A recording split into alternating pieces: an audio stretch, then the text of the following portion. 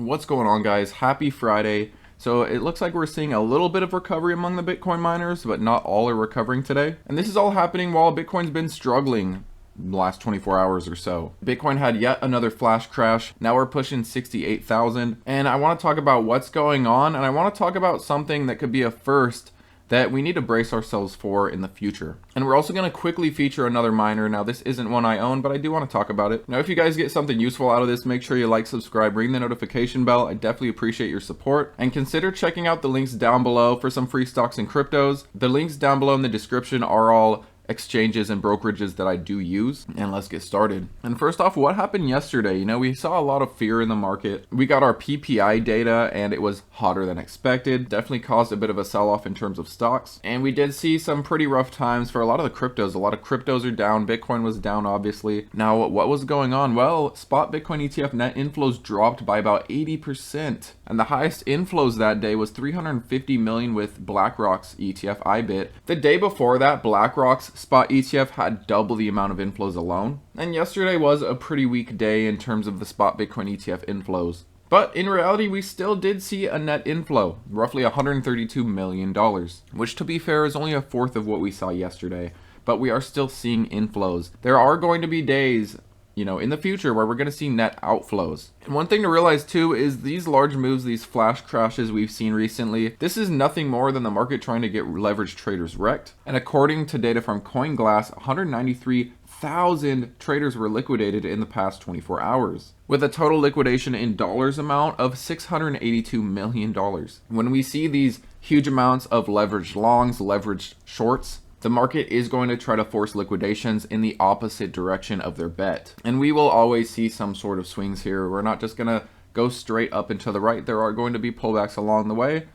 And in reality, when we look back a decade from now, all of these pullbacks will have been great buying opportunities. And hopefully you guys are taking advantage of Bitcoin, advantage of the Bitcoin miners recently, advantage of cryptos that have dropped recently. Obviously, the best time to have been buying these was throughout 2022, throughout 2023, but the next best time is now. And from Bitcoin recently hitting all-time highs, like day after day, recently, very recently, we're now about 10-11% down from those recent peaks. Of course, we could fall more, but in my eyes, these dips are the time to buy. We are only a month away from the halving. And with these recent corrections, you know, we're seeing the RSIs cool down across the board here. However, the weekly is elevated. We could continue to see a little bit of a pullback, get these RSIs more in check, and that would give us plenty of juice to continue pushing before later in the cycle we see these very extended overbought RSIs. We're not nearly there yet. And just look how quickly and how far away Bitcoin has ran away from its moving averages. The price does eventually need to cool down. I'm not saying we need to go and touch either of these, but we do need to head towards them a little bit in my opinion. And let me show you an example last cycle. You know, we get this really extended, these huge runs, and we are going to come back and at least test,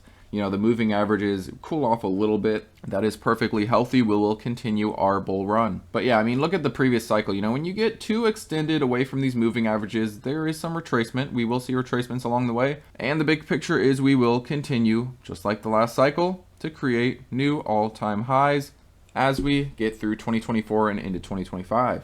And this is kind of interesting. Bitcoin overtakes gold in investor portfolio allocation per JP Morgan. And Bitcoin's allocation in investor portfolios has reached 3.7 times that of gold when adjusted for volatility. However, this article doesn't really shed light on that, but it does also mention a couple of things that I pointed out to you guys the other day, such as over 220 billion of incremental inflows coming to ETFs over the next 3 years, which should translate to, I believe they said, a $280,000 Bitcoin. And this article also mentions this thing that I showed you guys a couple of days ago. At this rate, we'll see a sell-side liquidity crisis within about 6 months. And you know, when you look back, these little pullbacks will just be blips on the radar. They will be nothing more than small speed bumps along the way on the greater journey. Now, I do want to talk about a Bitcoin miner. I don't think I've really ever talked about them before. Maybe just mention them here or there. But looking at Bitdeer, it's among the most cost-effective Bitcoin miners. Keep in mind, this is a Singapore-based company, so take that for what you will. Now, in a March 14th analyst note viewed by Cointelegraph, analyst Mark Palmer announced that Benchmark has initiated coverage on Bitdeer, giving it a buy rating of $13, citing that they are among the most efficient with an average power cost of 4 cents per kilowatt and one of the lowest costs among publicly traded Bitcoin mining firms. And Bitdeer is currently sitting at about $650 at a $768 million market cap. And I wanted to show you guys this. It puts Bitdeer as number 1, and this is the all-in cost day 1 after halving. You can see that this is clearly outdated. This was a $40,000 Bitcoin price. You guys might have remembered when I posted this a while ago. Bitcoin is now nearly $70,000. Basically, all of these miners listed should theoretically survive. And with Bitcoin's recent running up, with Bitcoin running up so much over the last only a few months, I would argue that a lot of these Bitcoin miners are going to be posting profits in upcoming earnings. And these upcoming earnings are obviously going to be reflecting what they did before the halving. So some, I think we will see profitability even as the halving comes along, because we're going to be getting earnings reports from previous months. So while the halving is going on, while all this excitement with Bitcoin is going on, we're probably going to be hearing about Bitcoin miners making profits. However, they might likely see it flip to unprofitability after the halving takes effect, obviously, on their quarters. But I do expect this cycle, this time around, we are going to see a lot more Bitcoin miners in the profit. Now, looking at Bitdeer on the chart, I am watching this tightening pattern. We're either going to break this support at 630 area, or we're going to break out of this descending resistance here. Keep an eye on Bitdeer. I do think we're going to see a move in the next couple of days. Now, looking at their earnings, surprisingly enough, they're not expecting a huge increase in revenue, even with Bitcoin's huge increase in price. Maybe they will change this. And one thing with Bitdeer is we did see a death cross here.